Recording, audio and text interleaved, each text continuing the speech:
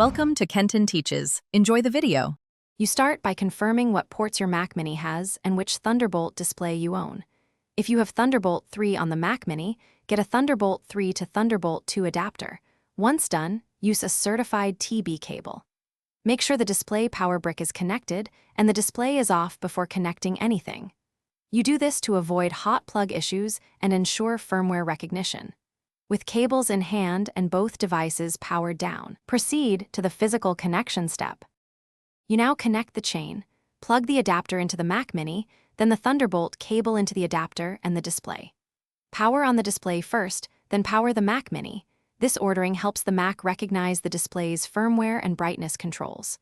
Once booted, open System Settings and go to Displays to arrange extended or mirrored mode, set resolution or scaled options, and choose color profile.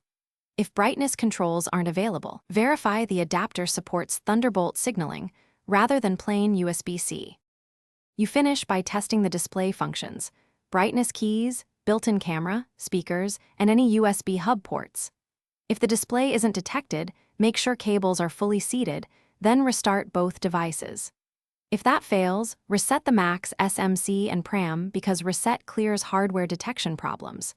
If issues persist, swap cables or try another computer to isolate whether the adapter or display is faulty. Remember, testing each component separately narrows the fault quickly and avoids unnecessary replacement.